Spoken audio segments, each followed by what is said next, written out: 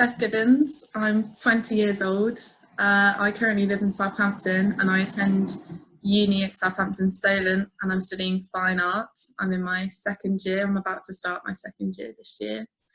My practice mainly consists of drawing, but I do try to use lots of different materials. So drawing with oil pastels, pencils, watercolour pencils, ink pencils, pens. I really love drawing, but I'm trying to strive out of it by using as many different drawing tools as I can because I'm a bit weird about painting, and I also really like creating installations and films.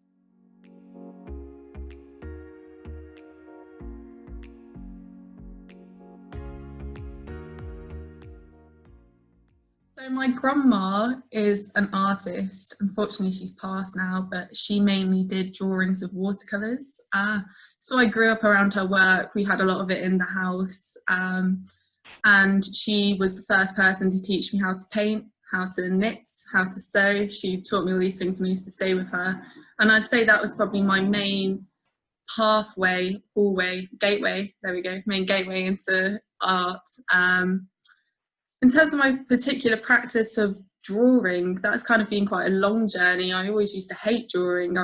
Really didn't like it when we were asked to do it in class. But I sort of found when I was doing my GCSEs, we had a really, really good art class. The school was known for pumping out really good art, but I found that the head of art in my school, he just loved oil paintings, and his actual class of students, all 25 of them, 30 of them, all came out with oil painting portraits. And I was in a different class and I was seeing, my friends were in that class and I was like, wow, these were really, really cool. But something about it, I thought maybe the skill was so much that I just wanted to stay away, because I was like, I don't think I'll be able to do that, like compare with them. And I didn't want to go down the normal route of just paintings, perhaps because it did intimidate me, but also because I just found it a bit boring. So that's when I first got into textiles. I think my GCSE was actually based on some embroidery hoops that I made, where I'd drawn people's faces with by embroidering them in. So I guess that was my first type of drawing, if you could count drawing with a needle. And then after that, I just got really into sketchbook work and kind of used it as a diary entry sort of thing, doing loads of drawings as often as I could to sort of get things onto the page really quick. And that's how I got into that, basically.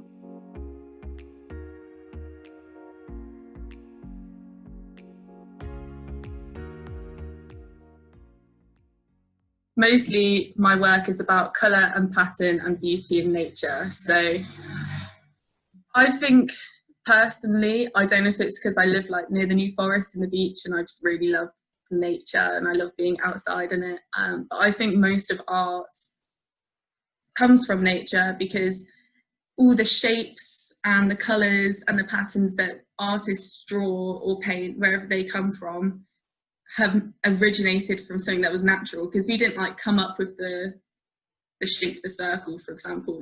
Things in nature are naturally curved and these things, and I think that connection's a really interesting one. So I've done a lot of projects looking at patterns in water, patterns in the sky, in leaves and foliage, and trying to, sometimes I look at it and I just photograph it and keep it as it is, or film it and I'm like, this is enough, this is art. And then usually to take the project a bit further, I'll take my documentation and manipulate it, maybe make some colours more extreme, make the contrast larger so you can see the patterns and the outlines more, and sort of distort it and manipulate it so that you're holding on to the original shape that it had.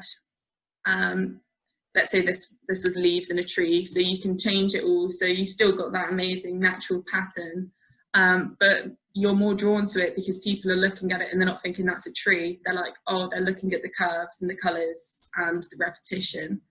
So yeah, that's definitely one of my main inspirations. I think that is because I spend quite a lot of time outside as well, and I'll see things and I'll just be like, wow, I love that, take a photo and try and make something of it.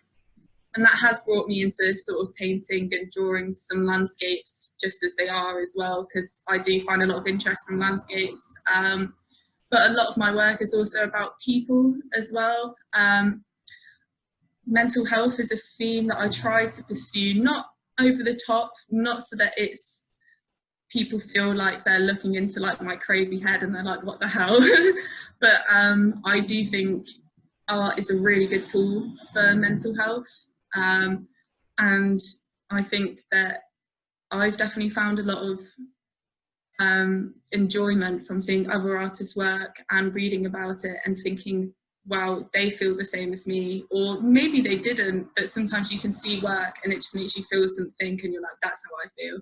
So I think that mental health and anxiety in particular is something that a lot of my work has looked at in the past, especially because it's kind of me trying to document myself. It's all very personal, my art. It's always about how I feel or how I see something, and I'll often change the colours in it or the shapes to accentuate that. So I might just do a face, I might draw a face, and even if that's not my face, it kind of represents how I feel at that time. So it could be like clearly definitely not my face at all, but that's the emotion I felt. So yeah, I'd say that's basically, it's all a bit different. There's not like a clear theme to any of it, but that's as much of a theme as there is, I think.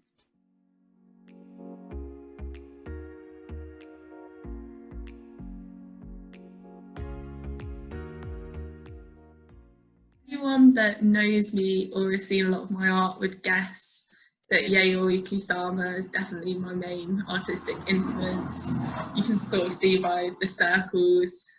I love her. I discovered her a few years ago. I think it's when I was doing my A-levels, and I was looking at a lot of installation art and this idea of projecting pattern onto your surroundings. A lot of light festivals and cities do it, just like huge installations that really change the space that you're in, and I love that idea. I think that art can be great on a little drawing or a canvas, because I do that as well, but my favourite to enjoy as an audience is definitely installations, and I just think Yayoi Kusama is incredible. She has an amazing story, and I love this kind of craziness that she channels through all these spots. She had a really weird childhood, and yeah, it's the repetition and the simplicity, and she's also done a lot of canvas paintings as well, which I just love. So yeah, I'd recommend anyone to take a closer look at her, because she's really well known for these big pumpkins that she does, but there's so much more. There's some really cool stuff. She did a project where she had a completely white blank room, table, chairs, like a one-bedroom flat basically that you'd like walk into in IKEA, and every person that came in got a sticker sheet full of different coloured spots, and she just said stick them wherever you want. And as more and more people came in, this incredible installation grew where you just had all these different colours, all spots, all the same colour, but all around, and it was amazing. I really loved it. I can't quite remember what it's called. But at the finished piece, it looked like something that she would have spent hours and days and weeks on deciding where every dot was going to go, and you think that it's all this like crazy mastermind thing, but it's actually just people deciding where it's going to go, and I really like that as well. Interactive art is really cool.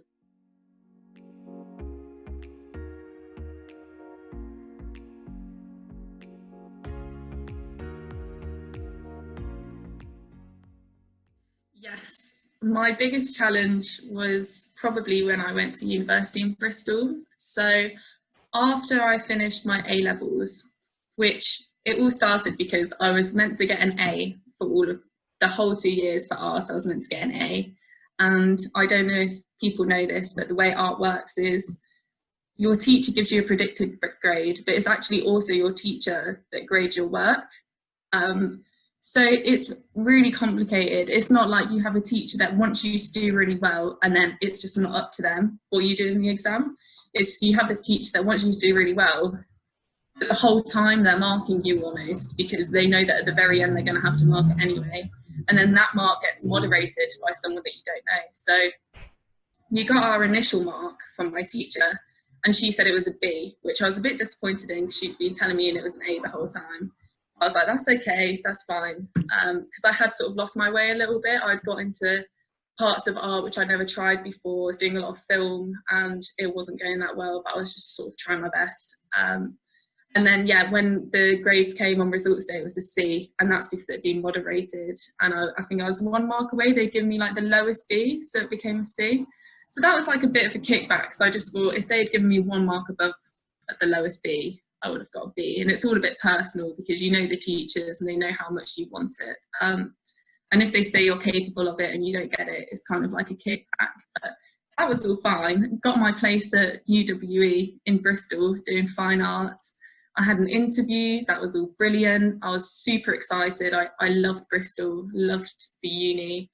It would always be my dream to do art at uni. And then I got there and I was one of like 80 students in our class, which for art is quite unusual. I know a lot of courses have like hundreds, but most art courses, usually a lot of the unis I looked at were like 50 or less. So this was quite a big course for art, and pretty much everyone there, I mean, I didn't meet anyone that hadn't done a foundation year before as well, so they were all had already done a year of uni in other unis, doing art and art foundation.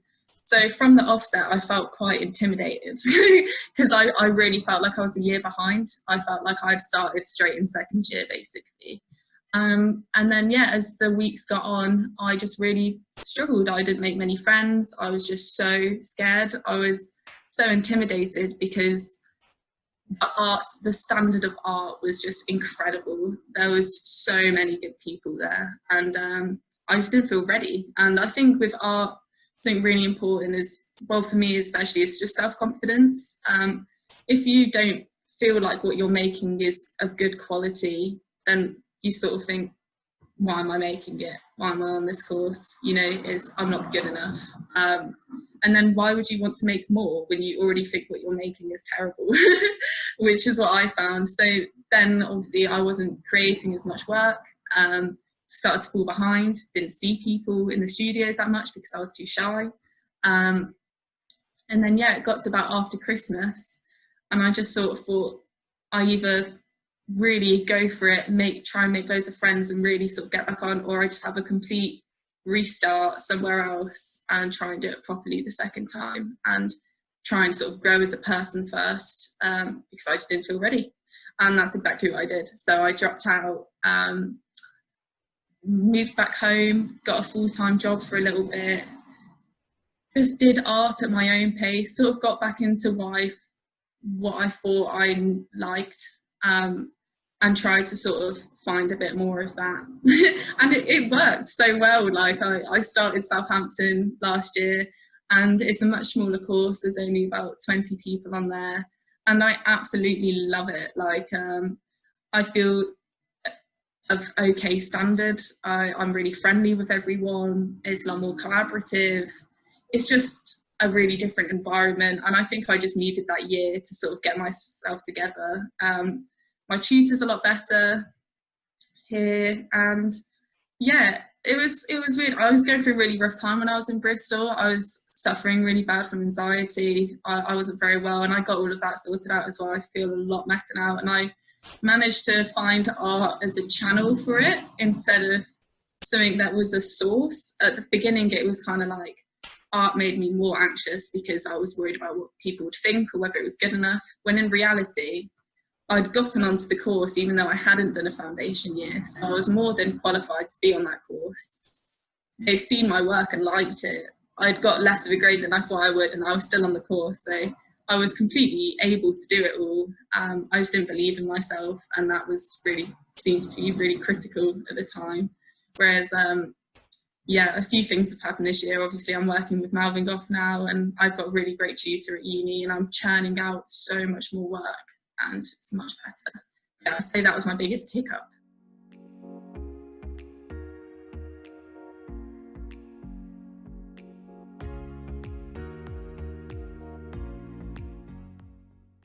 Good question.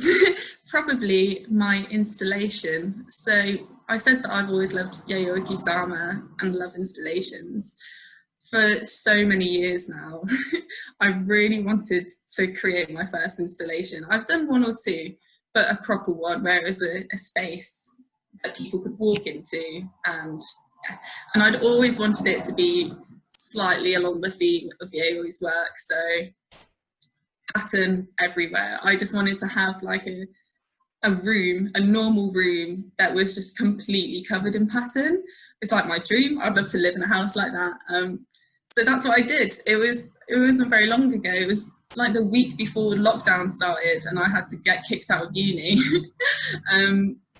But yeah, I managed to create, there's photos of it on the website. There was like just a desk, a chair, 2 walls, a floor, and then things on the desk. And it was meant to be my workspace. I covered everything head to toe in this blue colour, along with like pink flowers with orange spots. And yeah, it was a great experience. I did it all within a week because I was being really last minute, and we had this exhibition, and all of a sudden with like 2 weeks to go, I was like, you know what, I want to do something really, really cool. Because we didn't have to do anything for the exhibition. We could just show any old work we had. Could have been years old. I was like, I want to do something really cool. This is my chance. I haven't been able to do it yet. So yeah, it cost a bit of money, and it was quite hard with the just like the dimensions of it all and problem solving. I didn't realise how much problem solving there is in installations, because you just come across issues. You know, it'd be like just getting the shape for the flowers and finding a way I could print it repetitively. The paint, the specific colour of paint went out of stock in the week that I needed it, and I'd already done like half the installation in that colour. Yeah, there was a few things like dimensions, making sure the paint went onto everything, because on the desk as well I had like a flower pot, and then I'd made the flowers, the same flowers that I used for the pattern, and I had like a canvas and a pen and an ashtray and a coaster, and they were all with this pattern. So it's meant to be things that you would usually find on your desk, was just everything was covered. And that was like a great idea in the beginning. I did a bin as well. But then I realised that if you have a shape this big on a wall for a flower, you can't then put that shape onto like a tiny little coaster, because it just it won't fit, or it won't stamp onto it right. So yeah, it was quite fun. And most of it was just painting, not even skillfully, just painting as if you were painting your wall at home. So it was a really different experience. But I loved it, and I really want to do more. I can't wait. As soon as uni opens again, I want to expand it, and instead of just doing the corner of the room, try and get a whole room. This is the other thing, is that it's expensive, and you need somewhere that you're allowed to paint like everything. Luckily, the uni just allowed me to paint the table and the chair and the walls. They didn't seem to care. But obviously, I wouldn't be able to do that in like my house, for example, or a room where there was a bed or a kitchen, which is what I'd really like to do, really explore, and try like upholstering sofas and chairs and all that kind of thing as well. And yeah, the problem was that there isn't really much meaning behind it. And that was the thing I struggled with. I have to sort of say, people are like, why are you doing this? Why? I was like, I just want everything to be covered in pattern. There was no sort of deeper meaning, except from the fact that it was, again, probably more of like a self-portrait, if anything. Like, that was a pattern I loved, colours I loved in my workspace, and I covered it all in it. So I guess maybe you could say it's kind of self-portrait, but yeah, that's what I'm most proud of.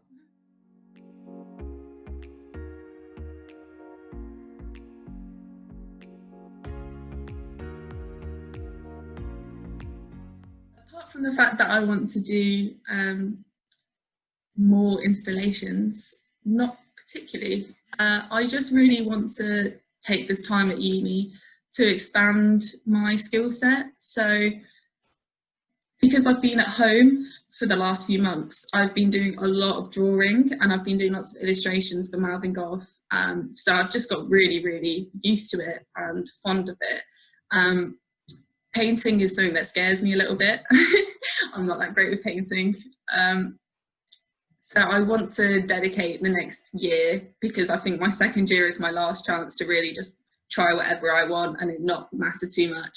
I want to try more painting, printmaking, ceramics, installations. I just really want to, I've really missed having all the facilities. I didn't utilise them very well last year, and now that I don't have access to them, I just want to use them all. So yeah, just trying to expand my skill set, see if there's anything else that really speaks to me, I just really enjoy using. And I also really want to have a go at creating a stock frame animation out of drawings. Some of the illustrators, some of the writers, sorry, that we have on Malvern Goth, we've been sort of posting their like audio stories, or we will be. I don't know if I was allowed to say that, I'm sure that's fine. And I really want to have a go at doing like a drawn animation, but I had a little go the other day, and all I could think about was the amount of time it was going to take me, and I was just like, whoa, it's going to take a long time, but I do really want to get good at it, because I think it's really cool when drawings move, like drawing animations. I really like them. So yeah.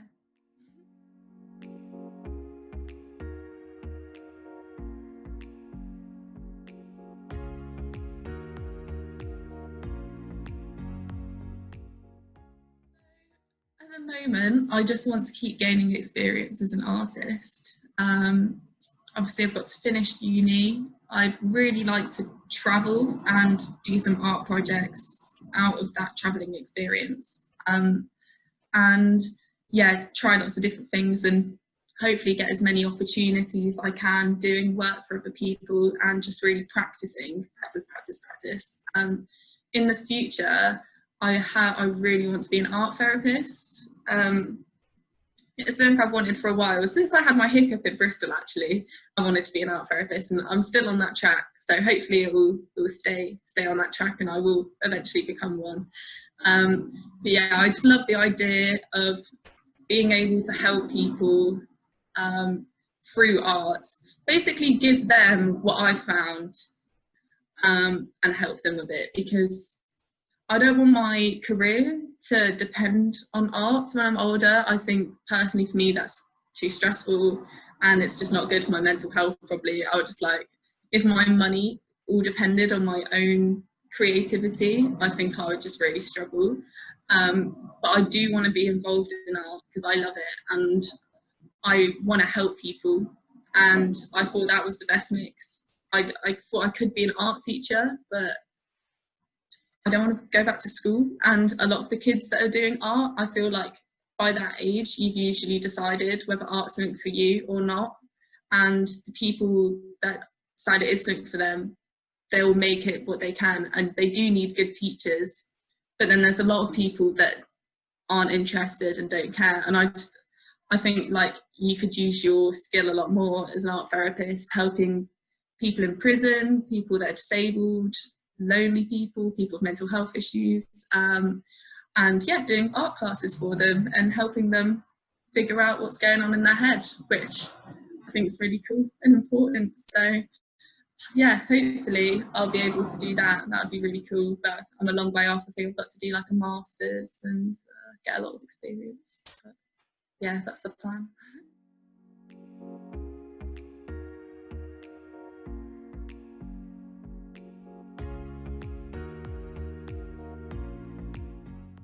Do you remember there was a bit of a phase when colouring books came really popular and trendy, and they were in all the shops and you could get them for anything?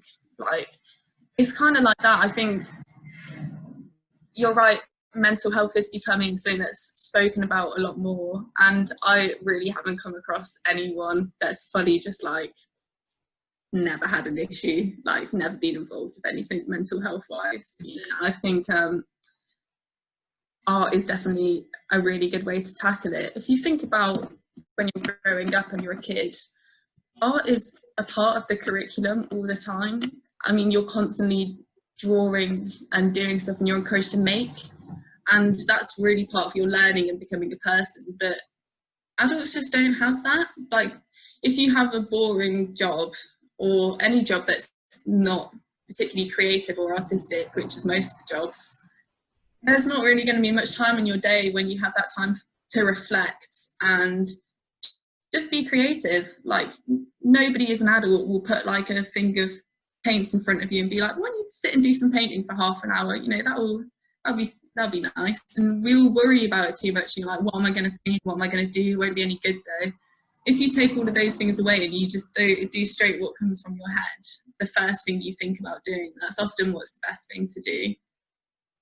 And yeah, it's like the proudness. It's like taking part in a sport. You think, oh, it'll be good, but then if you do succeed or you achieve something, you feel really, really proud of it, and it's actually really good for you to achieve something.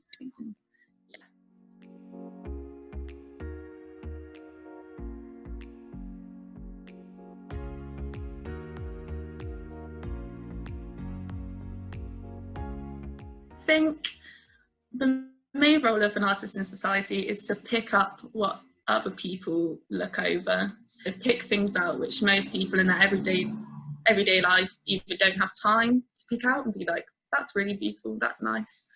It's about giving like pleasure for people's eyes. I think you notice things as an artist, especially when you're in that creative headspace. And you can tell when you're around creative people as well, you know, they'll just pick out things that you don't usually see on the street. They'll be like, oh, that's really cool. I like the way that does that. And you just notice things. And then most art is inspired from someone seeing something or noticing something, and then there being a chain reaction in their head to thinking, I want to paint this or I want to draw this. So yeah, I think it's about bringing matters up, whether they're political or just pretty or nice, bringing things up and displaying them and exhibiting them. It makes it easier for people that aren't artists to enjoy the things that they might not connect with as quickly as creative people do, basically. And the best thing about art is obviously sometimes art has writing in it, but it doesn't have a language. Anyone can understand it. And it has its kind of own language of being relatable emotionally. I think is so subjective that you'll get like a group of people. You could have so many people all looking at one piece of art, and some people won't get it at all. Some people will be like, yeah, it's all right. And then other people will like it so much that they'll probably put meanings on it that the artist never even intended or thought of, but they'll just connect to it so much that they'll think they've intended to do all these things when they actually haven't. And the people in those groups, they're not defined by like a language or an age or a background. It's just something else that makes you speak to an art. It's about your history, who you are as a person, how you feel like on the day. And I think that's a really, really interesting thing about it. And that's how people are still getting emotional and feelings about pieces of art that were painted in like so long ago in a completely different time, where you don't know who the person are, who the people are, what they were doing, but people get so like emotionally attached to them. And I think it just shows that like it's not really, there's nothing really there connecting you. It's all just like in your head, and that's why it's a bit of a minefield.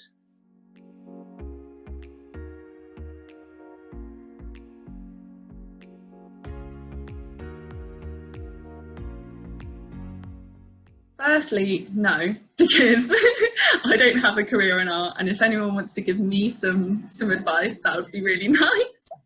But also, if I have any advice for someone that's starting to pursue one, which I guess is what I'm doing, is to believe in yourself and your own work and be confident, because as an artist, you're not selling yourself, but you're selling your own skill and your own creativity. You know, you're selling to people your creative mind, basically, and your skill.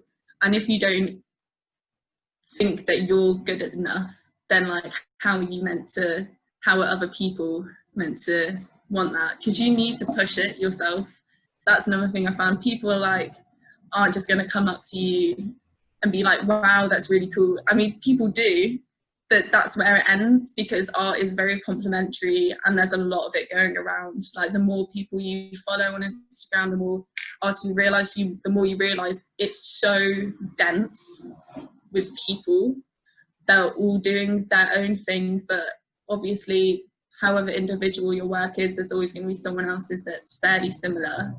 So your only USP really is yourself. You're selling what's unique about you, what makes you different to everyone else. And if you're not proud of that part of you, if you're always trying to be someone else, which is what I was doing, so I don't think my stuff is good. What are they doing? How can I make my work more like theirs? How can I follow in their footsteps? Not copy, but always comparing and basing myself off other people's work and how I could do better on their line. You're better off just forgetting all of that, just completely ignoring it all, and obviously looking at art for research purposes and inspiration, but actually just looking inside yourself and thinking, what do I want to do? If this wasn't for anyone else, if this was just for my own enjoyment to put on my wall, what would I want to create right now? And that's usually how I make better things. It's always the projects that do well that I'm most proud of, or the drawings. I do work well under a brief. With mouthing off stuff, it does help having someone say a little bit more specifically what you need to do, because at uni, fine art is very much, okay, so it's September now, we're gonna have a little exhibition of all your work in mid-December, get on with it, do whatever you want. And that's amazing, but it's also really, really hard to motivate yourself. Really, really hard. And you're sat there in a studio looking at everyone else's work, looking at everyone else's work away, and you're like, it's so hard to direct yourself without looking at what other people are doing and wanting to follow in their footsteps, because you're looking for some sort of direction. And it's really hard not to compare, and you just have to completely ignore them all. Look at them for good purposes, be like, that's really cool. Not what I want to do, but that is really interesting. Maybe that could slightly influence my work, which is fine. And yeah, just work from your own brain really is what I've found. And not being scared to try other things as well. Because I think, yeah, USP, it's like being unique is what's going to get you good in art, I think. And it just shows as well that, you know, there's so many artists which have only got famous once they've died. And it's just like, I don't think anyone's ever there's no control over an art career, I don't think. Not unless you're really, really skilled at drawing real life photos, for example. So you're like, okay, I would make a living off doing commission-based work for people. And, you know, that's simple. You've got a really good skill, you're amazing at it, people pay you to do it, and that's great. But if you're someone like me that doesn't have a specific skill they go back to, but instead is just trying to find one and sort of all over the place in what they're creating, and they don't really know why, yeah, just being yourself is probably enough.